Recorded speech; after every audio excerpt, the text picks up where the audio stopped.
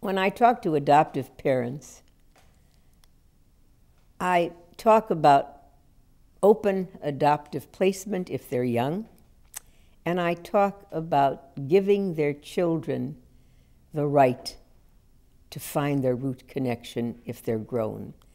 And I have a new word that I love, and it's a word that has not been used in adoption. It's the word provenance. Not providence, but provenance, Provenance. And provenance is a word that comes out of the world of art and antiques. And it means tracing one's connections. When a piece of art or an antique is appraised, it needs its provenance to be of value. You have to know who made it and when, and where it has been along the road to the present time. It feels to me as if the one thing adoptees in the sealed record system lack is provenance or authenticity. They haven't got it. Everyone else does, but they don't. And they have a right to this kind of authenticity in a way that would take away this deprivation that they've had all of their lives. Who am I? Where did I come from? Why was I relinquished? What ethnic background am I? Why do I like art and I'm in a family where they like sports? All of these kind of questions, I think, are terribly important. And in this day and age where we understand the importance of genetics, where we do understand inheritance as a way we never did before, it is time that adoptive parents give this right to their children. When I talk to birth parents, I usually say, you may have relinquished a child, but you don't relinquish being a birth parent. You are a birth parent the rest of your life. And you have a responsibility to that child of recognition, of question answering, of giving the child a sense of who and where the child comes from and what happened. That is your responsibility. Most birth parents I know tried very hard during the pregnancy to eat well, to exercise, because they really wanted to produce a healthy child. That's a healthy physical being. It's just as important to produce and nurture a healthy emotional being, to help that child understand how and where the child got where they are. When I meet with adopted people, adoptees, not adopted children, because we only call them children, somehow they never manage to grow up in our vernacular, I am certainly aware of the fact that they have a right to say, I'm not interested, but usually I talk to them about the fact that they feel the pain of their adoptive parents if they say they are too interested, and that it is that fear they have of hurting their adoptive parents that usually is involved in their saying, I don't care, you're my parents, I don't want to meet anybody. It is not what is down deep in their gut. They also may be afraid of rejection because they feel they were initially rejected. They were dumped, and they might be again, that if they met their birth parent, the birth parent may say, go away. I gave you away and I don't want anything to do with you. It is those issues that need to be addressed, because when the adopted person is looking, they are not looking to replace their adoptive parents.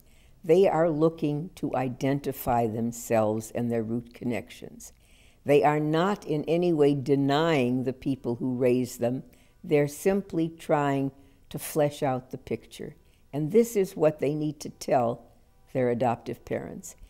I know of adoptees who wait till their adoptive parents are dead before they search. And I think that is so sad and so unnecessary. It has been my impression that with a lot of adoptions, the relationships are strengthened after reunion instead of destroyed, which is what adoptive parents are afraid of. Let's not play down medical history. Let's not play down genetics, because when a child is placed, their parent or parents are usually very young. And the kind of medical history you get is only related to that age at the time. What goes on later on becomes very important and should be maintained. We now know a lot more about what are inherited diseases. We now know a great deal more about the whole genetic code that is being unraveled and the part that it plays in all kinds of diseases, including mental illness, cancer, etc. And it becomes incredibly important to know that. I cannot even stress how important it is, certainly in our relationship with that world of donor insemination. The fact that somebody is missing half of their genetic inheritance and lies are told is unconscionable. And it is unconscionable to deny an adoptee 100% of their genetic background by keeping records sealed and by not assuming that the people involved have a responsibility to impart that knowledge. Over the years, I have now seen or talked with or heard about thousands of reunions. They're not fairy tales. They are not lived happily ever after scenes. They are normal human dilemmas and evolving relationships, some of them better, some of them worse, some of them closer, some of them more distant, depending on the individuals involved. But they do manage to bring about certain things that are very important, which is closure, which is finding a way in which to make that circle whole again.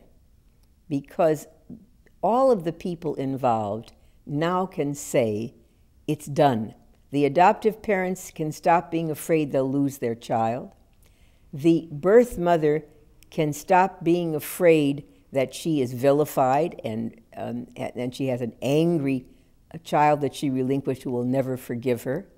And the adoptee can look and say, these are my parts, and I need to put them together for myself. When I think about what we need to do to open records in America, to unseal birth certificates, I guess I feel strongly that we're slowly chipping away at it, and at a certain point that whole wall is going to collapse. It's taking longer than it should, unfortunately. And I don't know why it continues to take this long, but it is as much out of fear, I think, as anything else. Unfortunately, class action suits have failed, so that it's gone state by state. And again, unfortunately, most of our legislators are attorneys, and most of them have been involved in adoptions one way or another, and they don't want the system to change, and they've got the power.